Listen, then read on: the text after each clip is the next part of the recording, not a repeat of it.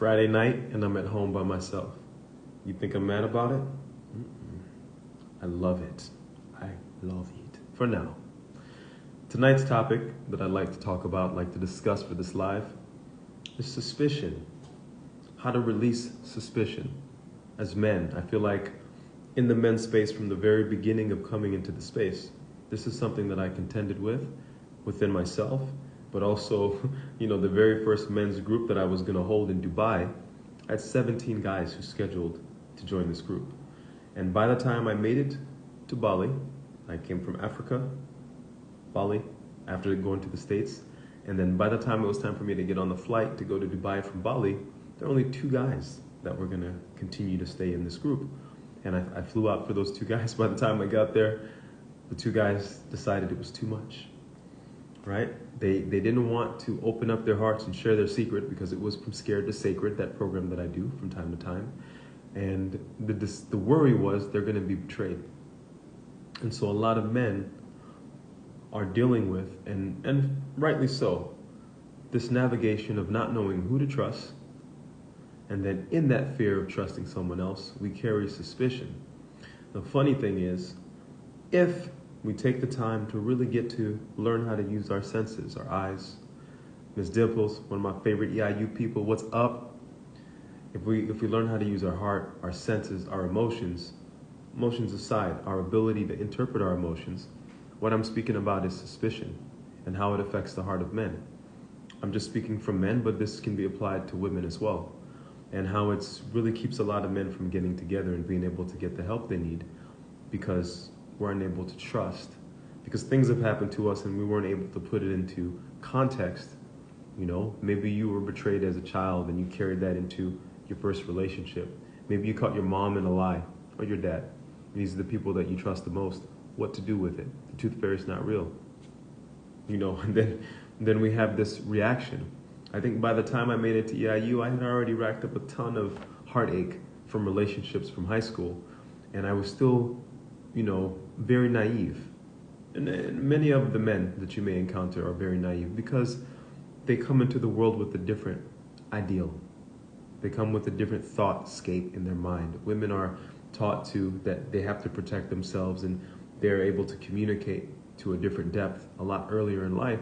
So men are still forming. And I'd like to posit that men without certain rites of passage still need certain things to happen to act as a catalyst to enable them to become more of who they're called to be. One such catalyst is, coming into devotion or making a commitment with a partner. The next thing might be what happens when you navigate with a woman through pregnancy. And there's all the shifts, the hormonal shifts, if you're, with her during the pregnancy. And how do you contend with that and posture and navigate the testing that may come up in that space, but also the tests that are natural factor of that commitment and of journeying with someone.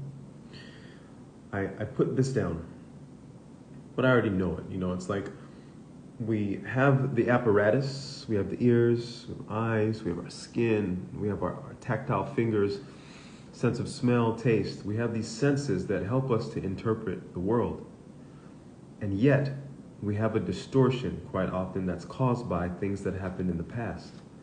Traumatic trauma can put a film over your eyes where you don't see the world, you don't see something that's unfolding properly.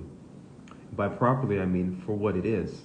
And so we're in a space and time right now where people say, whatever I imagine it is, it is. It's true. But there's something that's underneath that. There's something that forms the actual structure of what it is in a relationship, in a dynamic. And so to be able to look at the dynamic with some clear eyes or to get some support and to speak to it and come back to the place where no one, even when someone is telling you a lie, they're telling you the truth. I said this in my other live. Why? Because whatever someone's doing, they're doing, okay? If they mask it, there's something underneath, right?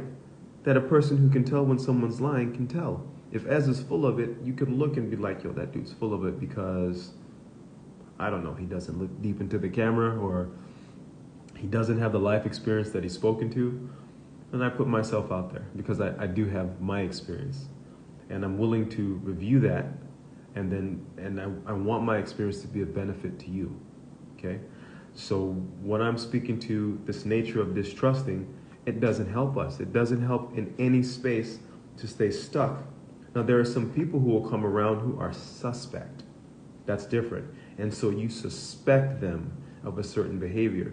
Then the next part is to look at that behavior and find out how to discern whether what you suspect about them is true. Now, if you're in a space where everyone that comes around you, you feel a suspicion, well, that's coming from wanting to protect yourself from something that's happened to you in the past, right? And so this thing that's happened to you in the past, we use the term trauma, which is fair, but there are these things that happen to us that make it very difficult for us to see a good situation for what it is. And the thing is, time will continue to proceed. And so I think it behooves us, it's really good for us to take opportunities to really look inside and see, where are we navigating with a lot of suspicion? Where are we trying to protect ourselves so much because we feel that we can't trust? What I've done in my journey, Afro Central, what's up? Elra, what's up? And Miss Dimples again, aloha. What I have done in my journey, if I could share, is I've gone into so many scenarios with my heart wide open. Okay? And in my last somatic healing session I had with my brother Juan, who will be doing work together as well, he was like, "Oh, brother, you have a lot of armor around your heart space," and he did some work on it. And then the thing that came to me in vision was something that happened 20 years ago. And it wasn't even about women. It was about these two men who I looked up to, right? And who I felt betrayed by because I looked up to them. I was still in my naivety.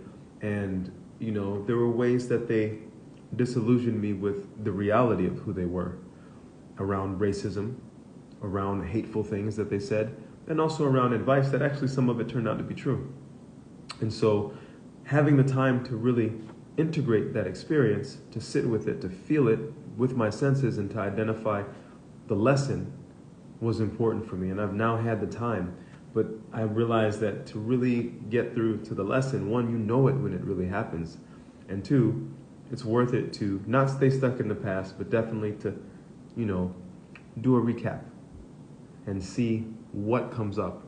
And so when I speak to navigating the topic of releasing suspicion, what I'm saying is the truth of the matter, we are in matter, is that everything that is being presented to us is what it is. And so each person, no matter what they do, even when they're telling a lie, they're telling the truth. Now the thing is, our apparatus, our sensory perception modalities, our eyes that sense waves, our ears that sense waves, our tongue, our nose, our skin, you know, our sensitivities, our senses, what they do is they pick up patterns and then they decipher the patterns, and then there's a chemical reaction. I'm you know, taking us through this, and then all of a sudden we have something that's an image, we have something that's a sense, and then we put it all together in this brain and we come up with the projected external experience and interpretation.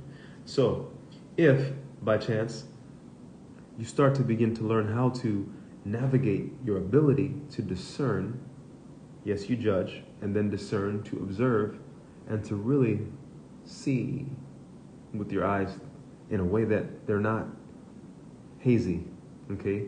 That there's not a distortion, then really no one's lying. They're just being what they are, and you're able to identify that, and then you're empowered, if you so choose to be, to act in accordance.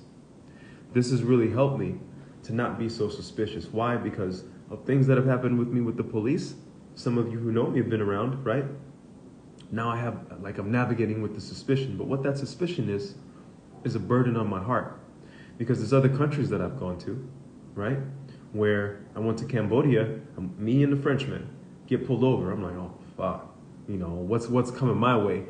And then the Frenchman was all cocky, they let him have it. And then they got to me and they were like, okay, sir, because I had a question. Hey, can you explain to me why I'm getting pulled over? And this man, this commander, took the time and gave me an experience like something I never had in the United States of America. And it shifted my perception, and it helped to crack the apparatus, the haze that I had around my eyes. And I've had experiences with people, right, who are navigating in a different vibration that helped me to release the distrust and to know that no, not everything is the same. and I haven't been able to see correctly. So when these things here happen with the cops, what I'm able to do, I can articulate myself so I can say, hey, officers, look, I've worked in law enforcement, short stint, in truth, and I know that you don't have to do what you're doing, but I would like to understand, what are you doing? What is actually happening here? You say you want to search my vehicle for drugs. Now you're checking, all the compartments. You're wanting to search, and I'm like, look, I'm not up to anything crazy here. So can you tell me what I have to expect? And they say, look, hey, we're just trying to do our job, blah, blah, blah. But now there's a dialogue going on. Same police see that I'm going to surf. They stop at the beach, watch me surf, wave.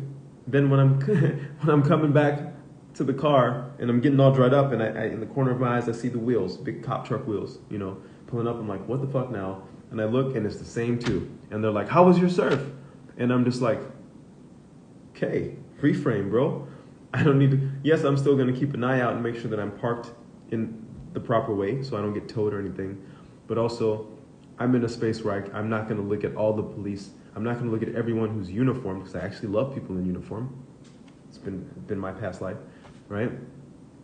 I love them, and I'm going to have to discern more sharply who's on some snake stuff, who's actually worthy of my suspicion, and who's not, so that I have more space to walk in the trust that I am. And guess what, guys? Hopefully some of you stayed long enough to hear this part. Our issues with trust have to do with, especially with the men. See if this registers, fellas. The trust thing is really a fear of not being able to trust yourself, to protect yourself in the right way, to see clearly. That's been the biggest thing for me. It's not so much that I'm afraid to trust these people, because generally I'm a trusting man. But it's me not yet trusting that I can relax my guard and I'm safe from my own perception. And I don't want to be wrong and have to suffer the loss of material, or the loss of, wow, I'm trusting again, I gave it that little bit and then something goes wrong. And it's shown up for me in relationship, it's shown up for me in work dynamics, and then I've been able to work in the opposite way, where I really do trust myself to survive, to thrive in life. I do trust myself and my skill set to not settle for less in any work dynamic, in any relationship dynamic, right? And being able to speak to it. I trust myself to speak up for myself, and also to shut up at times and listen. Listen with my eyes, right? See with my ears. Taste with my nose, which is actually what happens. So take this. Ladies, if you're watching, consider this with the men, right? We have opportunities to actually throw the games aside, no matter what we've been told in the past, and to actually take a journey in being trustworthy. If you're in a relationship with a man and it's game, okay? We're playing, not the polarity thing, whatever, but like you're in a space where you feel the only way to get by and to be happy in this thing is to manipulate the person. Well, you're never really getting to feel what it is to be in love in a deep space. Lena, I'm happy that you joined, and I can sum this up a little bit, and I'm also open to you jumping on and speaking. What I'm speaking to in the topic is releasing suspicion, okay? And I've talked about my journey with trust, of course, with the cops, but also in relationship, because really everyone is telling the truth, right? And it's us learning how to see through distortions in our own apparatus to perceive what's being presented to us at all times. One of the truths is life is abundant consistently. It's always given us. When it's taken away, it's just moving things, okay? When I speak to the journey of unblocking and unlocking magnetic masculinity, well, I've actually studied magnetism, so I'm going to come from a different angle, but I'm going to save that for the men in the group. And I may drop in on it, so that's a hint, okay? With suspicion, which is also, it may be founded, but to be able to discern and to identify if it's the right thing to be holding in a dynamic, it's powerful because it helps you to release a burden. It's a burden to not trust people. And really at the core of the burden of my areas of not trust, it's me not trusting myself to be safe, not trusting myself to open up, not trusting myself to trust the people around me, because I don't want to be wrong, because it hurts so much to be wrong in those spaces. And I don't trust that I can deal with and contend with the hurt, the heartache, of being off again. So I'd rather protect myself and close up and wait for another time. Go with what I believe to be safety. So of course there's an in-between. There's a balancing in that space. And I invite all of you to consider, where are you being suspicious? Where are you holding on to suspicion where you could release it? What would be the actions that you could take to shift your current perspective, to really investigate what you're looking at, to see if your apparatus, what I call it, your way of seeing, your way of judging, and your way of discerning are aligned to what's actually happening. You might need an outside perspective. And of course you have to tap in with yourself. But when you put this into practice, you start learning how to really see with your eyes, in a sense, and the rest of you. You start being able to feel into things. Then it's good to not doubt yourself, right? But it does take practice, so be not fooled. It takes practice. And some people are afraid to even start the practice, and it's okay. Then you can use a helping hand.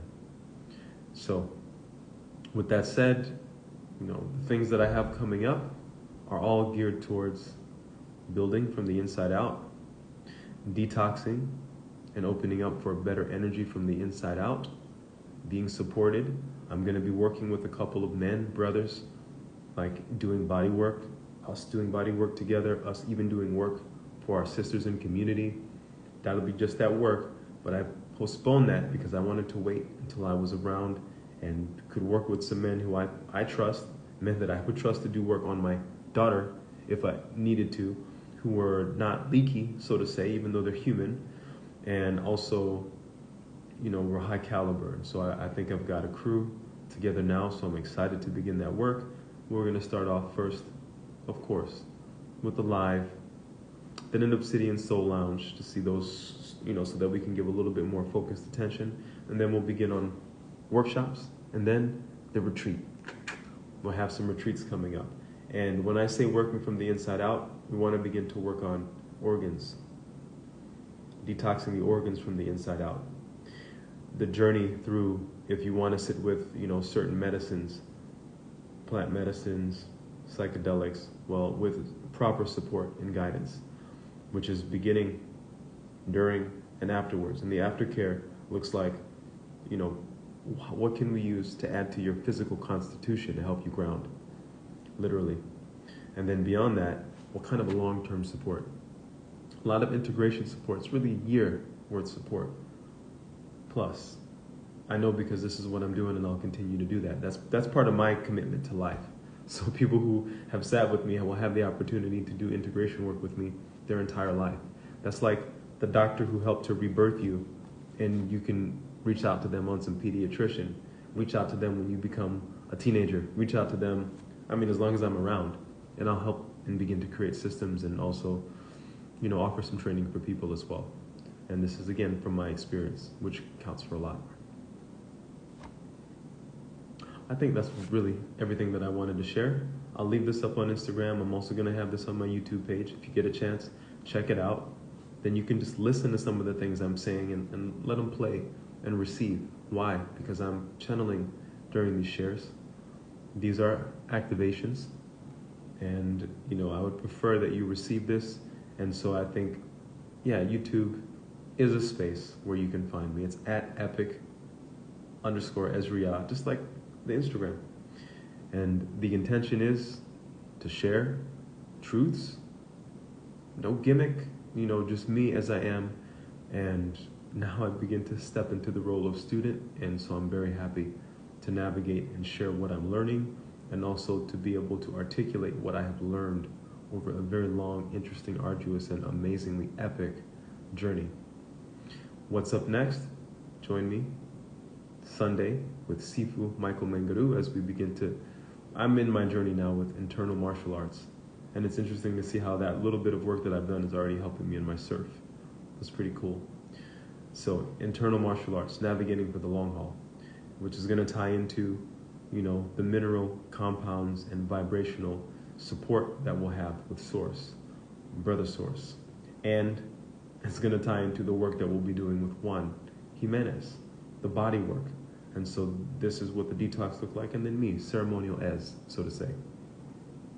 Appreciate your time. Appreciate you checking me out. Drop some information in the comments. Where are you at with releasing your suspicions? Where are you at with actually trusting yourself to trust?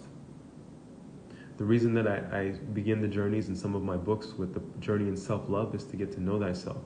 In knowing thyself, you get to see your outer bounds, your inner vulnerabilities, and also the magic of who you are. So there's ways that I trust myself because I've experienced myself. And by virtue of that, in a sense, you could say I've experienced you too.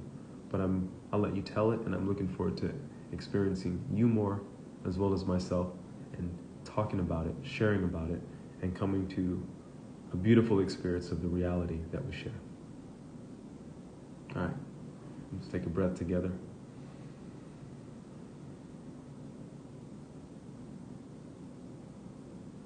Exhale. Again, taking a breath together. Corey, what's up, King? I'm just closing this out, speaking to the journey of releasing not just resentments, but like what it is to trust. What are the things we contend with as men and as human beings in regard to trusting people? And ultimately, what I'm speaking to as I prepare to close this out is the fact that basically everyone's telling you the truth. It's just us learning to see clearly, to hear clearly, right? Like oh boy at the poker table, figuring out who's bluffing, who's doing what. They're telling you all the time. The trust issue is a lot of us are afraid to trust ourselves. I've been afraid to trust myself in certain aspects of relationship. I've been afraid to trust myself in letting myself allow myself to feel safety in some places, in some other countries, coming out of the States. Why? Because of how things are in the US at times and how I've always had to watch. So you can come out of a space and still be on high alert when really you could save that energy. You could just relax. So, man, happy to see you here. Love to catch up at some point, brother. I'm sure everything's going well with all the magnificent deliciousness that you're cooking up. Well, check this out, man. I also cook a little bit. Now, I'm no super chef, but I've been known to put a little something together. This yumminess here. I'm about to tear this up. What is it? A little gluten-free pasta, parsley, delicious fresh rosemary, sauteed garlic, olive oil, some sea salt, red onion. I think I said parsley already, and tahini. Sometimes hard to come by. Dante, as here. I'm getting ready to close up. I think you would enjoy this one. Check out my YouTube when you get a chance, brother. It's where I'm sharing a lot of my wisdom, and it's a lot easier to watch in the background, to listen and to receive. Epic Ezriah, epic_Ezriah, just like this.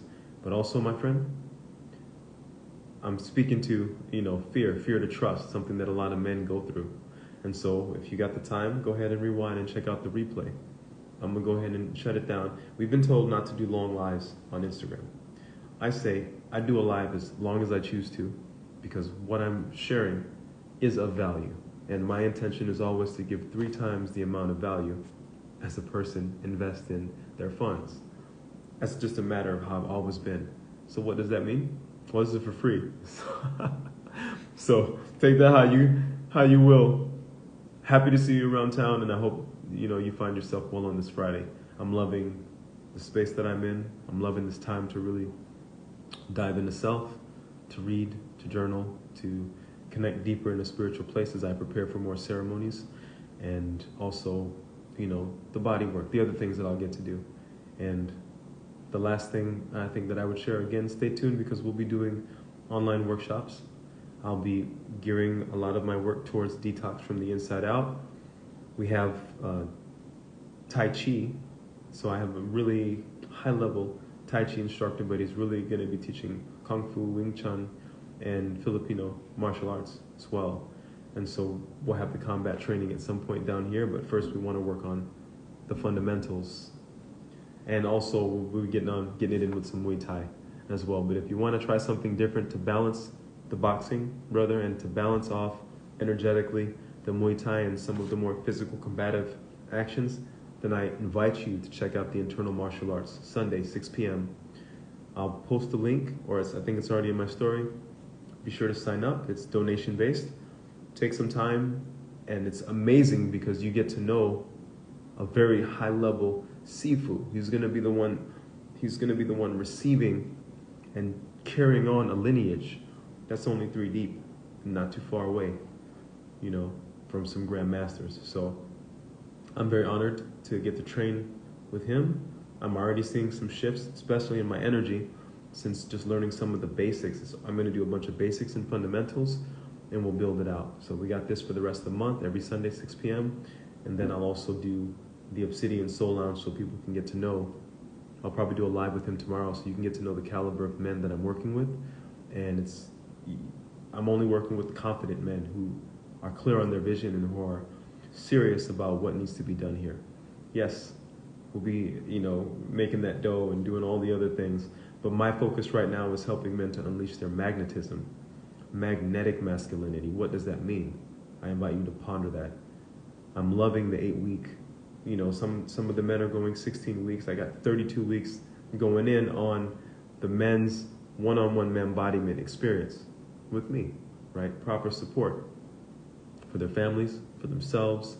And I'm excited again about the magnetic masculinity because the goal is for you to feel fulfillment, real fulfillment. Where?